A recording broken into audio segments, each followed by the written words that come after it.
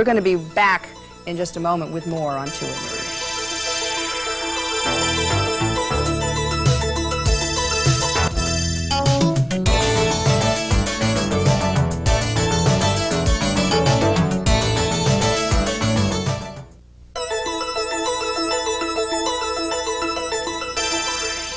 Well, as we've just heard, movies aren't what they used to be, and one reason is that the selling of movies isn't what it used to be. There was a time when it simply didn't matter who was starring in a film or what it was about, as long as the movie companies or the theater owners could think of a clever enough lure for the ticket buyers. Today, Bob Shaw begins a four-part look at the gimmicks used by Hollywood when showmanship was at its peak. Some of the footage in this series has not been seen in 50 years. A gimmick is any means, reasonable, ridiculous, or irrelevant, used to grab the public's attention. They were intended to either increase awareness of a film's worth or obscure its faults. Any new idea or technical advancement, heavily promoted, qualifies as a gimmick. Some developments we consider indispensable today originated as gimmicks laughed at by serious filmmakers. Today we'll look at the one Variety called the biggest step in pictures since the first use of a close-up: color. While most people believe color to be a fairly recent development, it was in use long before sound. The first patent for film color was recorded in 1897. Though hundreds of silent movies were tinted or hand-colored to accentuate mood, true color reproduction was difficult to perfect. The Technicolor Corporation was the first to develop a practical process for mass distribution. One of the earliest uses was for a portion of Lon Chaney's 1925 film, The Phantom of the Opera.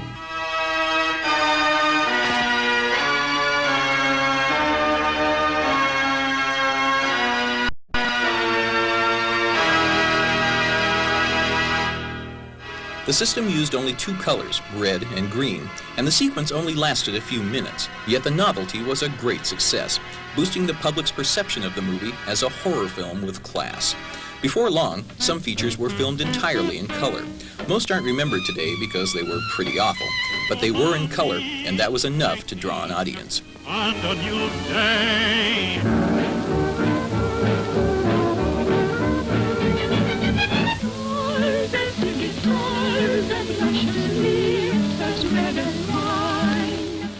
The process, however, was expensive. Universal's King of Jazz in 1930 was the first Technicolor film to win an Academy Award, but the honor wasn't enough to convince them of the gimmick's worth. Universal didn't produce another color feature for 12 years. Even when the process was perfected, producing all the colors of the rainbow, critics still considered it a fad. The New York Times claimed it was, quote, impossible to view Technicolor without crowding the imagination so completely with color that the photoplay as a whole would become meaningless, unquote. Some critics warned the public that at almost 4 hours, Gone with the Wind's color was sure to produce eye strain and severe headaches. But audiences weren't put off. To them, color meant glamour, spectacle, and excitement. During the 30s and 40s, the Technicolor notice was featured almost as prominently as the title. Never before has the beautiful Betty been surrounded with such Technicolor magnificence. If any one film marked the turning point of color from skeptical fad to artistic tool, it had to be The Wizard of Oz in 1939. This is, without a doubt, the most impressive use of color in film history.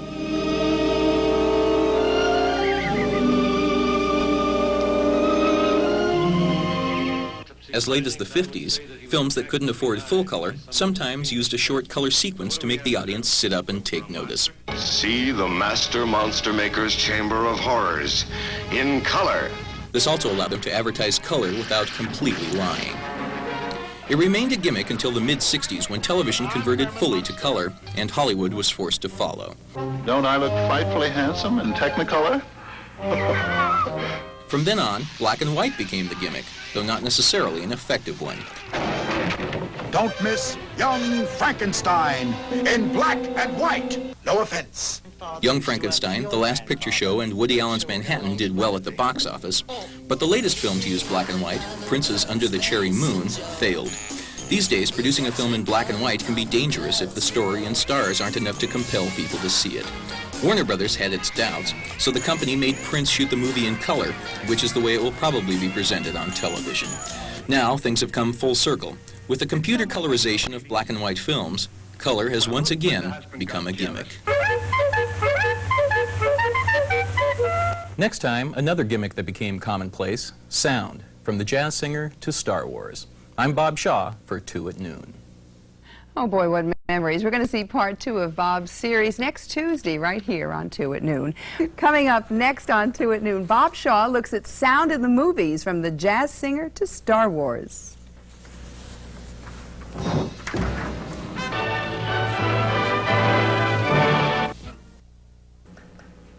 Today, our movie reviewer, Bob Shaw, continues his series on movie gimmicks with a look at the most successful development in the history of film, sound.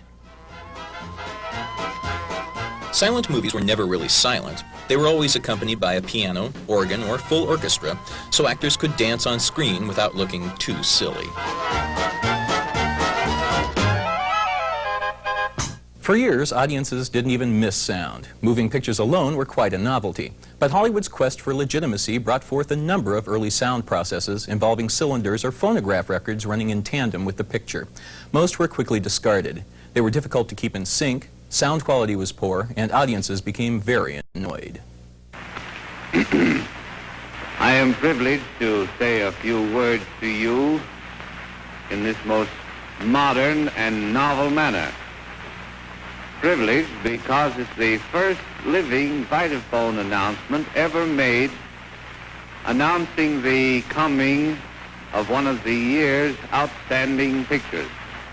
But in the late 20s, a large studio and theater chain, Warner Brothers, committed to the project, simplified the mechanics, and publicized it to the hilt. Well, how do you like that? Yeah? Audiences liked it a lot. The jazz singer was only part sound, but it proved the gimmick was practical and a huge audience draw. Now, I'm going to let you see a few more scenes of the jazz singer. Well, it was great, wasn't it? Silent films in progress were scrapped, theaters raced to install equipment, and writers scrambled to fill actors' mouths with dialogue. Ladies and gentlemen, I've been out by Metro-Goldwyn-Mayer to speak to you about the greater talkie season. I suppose you all saw Divorcee. If you didn't, you were very, very foolish. But as the technique improved, art, subtlety, and style lost ground. Actors and writers didn't know how to handle this new development. Early sound films generally suffered from poor acting, As if you're in my throat, something strangling, poor writing, Oh, you're beautiful, Tanya. Too beautiful for this damnable country. What are we doing? Doing, Bobby. The only thing is real and honest in life, but death. or both. All right, Tom. No, Tom, no. Oh, Jack, for my sake, please. Jack, don't go. Stand out of it, Tom. No. Tom, Charles, take her away. Please, No, Charles, don't let him go. Jack, you mustn't go. No, you'll get killed.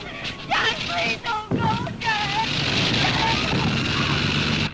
But audiences didn't seem to care as long as the movies made noise, and that they did.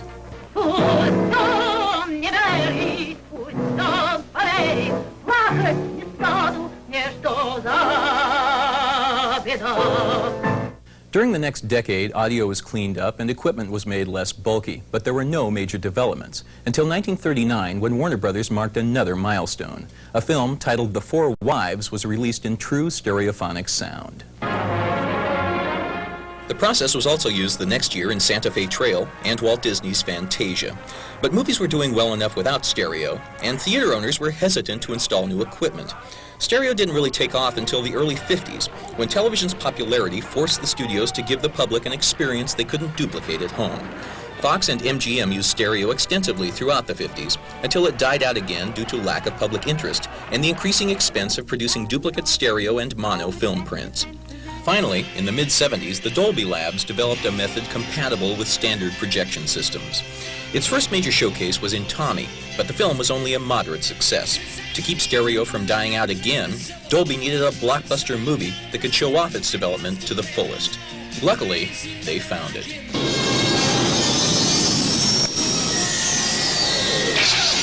Star Wars established Dolby Stereo as a powerful marketing tool. Its impressive use of the system enhanced audience involvement and boosted ticket sales at theaters equipped to use it.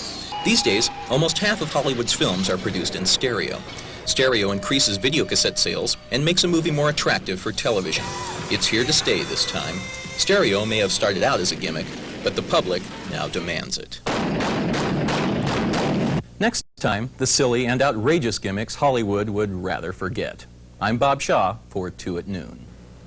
And we're going to have that report next Tuesday, and Bob will continue with his inside look at how the movies get us to go to the movies. Well, there's still a lot more to come on 2 at Noon. Today we'll go along with Channel 2 sports reporter Mark Ibanez as he jumps out of an airplane on purpose. Mark is going to talk to Pat about what that feels like. We'll also bring you part 3 of Bob Shaw's series on movie gimmicks. Today we'll see some of the tricks of the film trade that didn't quite pan out. While Hollywood has made impressive developments over the years, there are several they should be ashamed of. Today, Bob Shaw continues his series on movie gimmicks, showcasing some of the sillier inventions that film companies would just as soon forget. So far, we've seen movie gimmicks that were carefully developed over long periods of time, setting technical standards that paid off in worldwide audience acceptance. Today, we look at the embarrassments, the lures Hollywood used during its years of desperation. In the 30s, most Americans were going out to a movie at least once a week, and neighborhood theaters were changing double bills every Wednesday and Sunday. This ate up a lot of product, so Hollywood filled the void with hundreds of low-budget clinkers, lacking stars, plots, or other interesting elements to promote. So theaters developed elaborate giveaways and contests to ensure audiences would return to the same theater every week despite what was playing. Here she comes, the lucky woman who owns a new 1936 deluxe model Stuart Warner refrigerator. You can own one too. If you hold the lucky number at this theater, the woman who wins this refrigerator will be the luckiest woman in San Francisco. But when television became popular, theater admissions dropped and film companies tried almost anything to get people out of their houses. The 50s and 60s marked the golden age of movie gimmicks. Ladies and gentlemen, my name is Richard Carlson. I'm sure you'd all like to know something about the new entertainment miracle, Third Dimension. The first innovation of this period was 3D. Objects actually seem to come out of the screen, so real they almost touch you, creating the most dramatic impact that the screen has ever known. 3D proved a success, but for only 2 years. People soon tired of the eye strain and headaches, not to mention the embarrassment of having to wear those stupid little glasses. Is going to revolutionize the technique of motion picture storytelling. Ladies and gentlemen, this is Cinerama. So, Cinerama was developed, a process that claimed to give an illusion of depth without the use of glasses. Actually, it just made the screen wider. Then came CinemaScope, Vistavision, Technirama, DynaScope, RegalScope, Techniscope, PanaVision, and Super Total Scope. Soon, audiences were taking the large screens for granted, so studios tried making the film itself bigger. Let me point out the difference between the old 35mm CinemaScope and the new CinemaScope 55. This is the 35, this is the new 55. But theater owners got fed up with installing thousands of dollars worth of equipment each time a new gimmick was invented. So, the film companies resorted to cheap giveaways and worthless film experiments. Feel the fire-hot breath of a 40-foot monster as it reaches for you in CineMagic. CineMagic meant nothing more than ugly drawings and rubber monsters shot through a red filter. SlitheRama meant there were snakes in the movie. Now, the most exciting new storytelling technique in film history, Anamorphic Duovision. Anamorphic Duovision was a fancy term for a split-wide screen that showed 2 characters' actions simultaneously. The producers obviously didn't think this one through. The gimmick made the movie impossible to show on television. The incredibly strange creatures who stopped living and became mixed-up zombies. Besides having the longest title in history, this movie invented Terrorama, which wasn't a film process at all. Local theaters' ushers simply dressed up in zombie costumes and ran through the audience. This gimmick was soon destroyed by audience ingenuity. After some groups of young boys returned to theaters armed with sticks to club the zombies, most ushers decided it wasn't worth their minimum wage. Before each of the 4 supreme fright points, warning will be given, visual and audible, so that we chickens can cover our eyes. Chamber of Horrors was a film originally produced for television, so it was very tame. When Warner Brothers decided to release it to theaters instead, they added a fear flasher and a horror horn to supposedly warn viewers to turn away from the screen because something horrible was going to happen. Those who didn't turn away realized something horrible had happened. They'd been cheated out of their money. Then there were the giveaways, most worth all of 10 cents. Plus, you'll receive absolutely free a genuine souvenir ticket on the first spaceship to Mars. Special offer. Every patron will receive a package of flight seeds to plant a torture garden of your own at your own risk. Get your Rasputin beard free as you enter the theater to see Rasputin, the Mad Monk. The most notorious giveaway of all time was for a film titled Mark of the Devil, a movie so repulsive the filmmakers guaranteed it would make you sick. So, upon entering the theater, each patron received a free stomach distress bag. How could you possibly turn down an offer like that? Most of these gimmicks were just isolated attempts to grab the public's attention.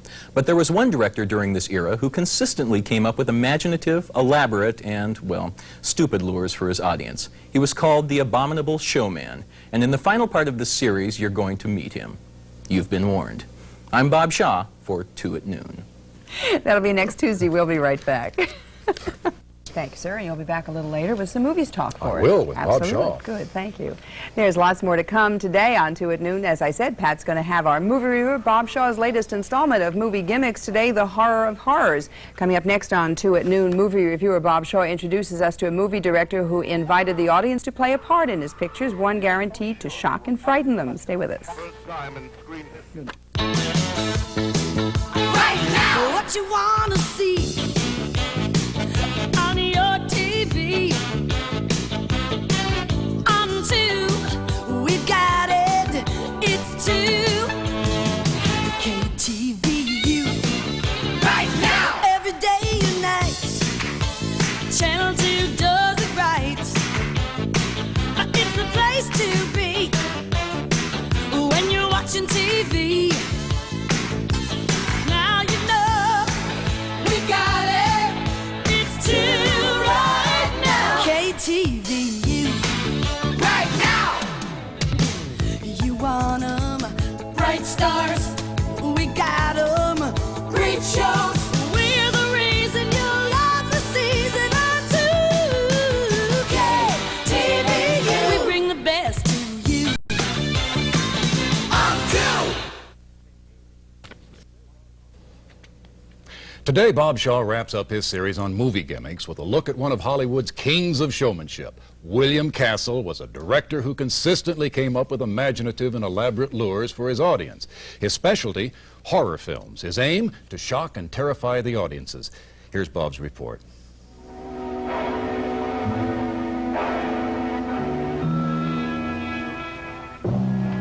If you're looking for something different, let me show you a few of my latest listings.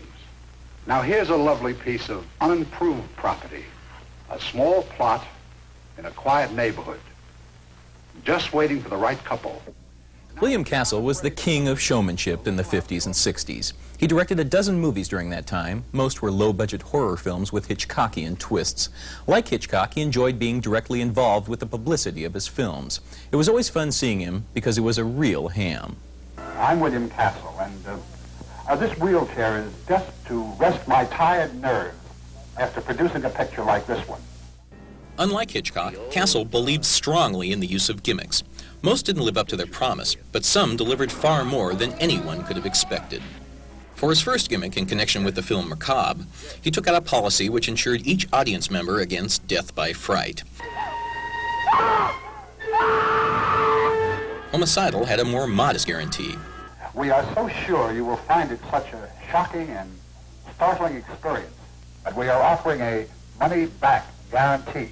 For the first time in screen history, a money-back guarantee if you are too frightened to see all of Homicidal. What Castle didn't tell you was that before they refunded your admission, you had to suffer the humiliation of standing in a special section of the theater called the Coward's Corner. For 13 Ghosts, he gave out free ghost viewers to each patron, which were nothing more than old 3D glasses with a new name.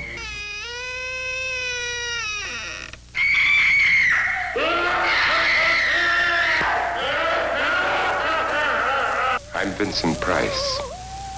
And you're invited to my party in the house on Haunted Hill. For House on Haunted Hill, Castle invented Emergo and promised each theater would have new equipment installed for the effect. Emergo was actually a plastic skeleton on wires that flew out over the audience. Unfortunately, the skeleton moved rather slowly, giving the audience time to regain their composure and pelt the gizmo with popcorn tubs before it retreated to the safety of the theater wings. For the first time in motion picture history, members of the audience, including you, will actually play a part in the picture. You will feel some of the physical reactions, the shocking sensations experienced by the actors on the screen. Castle's crowning achievement was Percepto, an outrageous gimmick used with his movie, The Tingler. Don't be alarmed. You can protect yourself. When you see the picture, you will be told, and remember the instruction, how you can guard yourself from attack by the Tingler. The instructions given to ward off the Tingler were scream. Scream at the top of your lungs. Castle realized most audiences would feel silly screaming at a motion picture, so he gave them a little prodding. In each theater, selected seats near the center were wired with electricity. At the appropriate moment, the projectionist turned on the juice. Of course, the voltage was low enough to ensure wallets wouldn't be fused to people's rear ends, but they screamed all right. Wouldn't you? Actually, the people sitting next to the wired seats got the worst of it, as the shocked patrons' refreshments went flying into the air. William Castle was the last of the true showmen. These days, most of a movie's production cost is prepaid through pay cable and video cassette sales, so films are less of a gamble, and Hollywood no longer needs gimmicks. Now, big stars, interesting plots, and word of mouth are the mainstays of promotion. These are certainly more sensible and ethical than previous methods, but you have to admit they aren't nearly as much fun. For their contribution to this series, I'd like to thank Trailers on Tape, one of the few organizations that believes stuff like this is actually worth saving. I'm Bob Shaw for 2 at Noon. Bob Shaw's Look at the Movie World will be a regular feature every Tuesday here on 2 at Noon. Barbara and I'll be right back.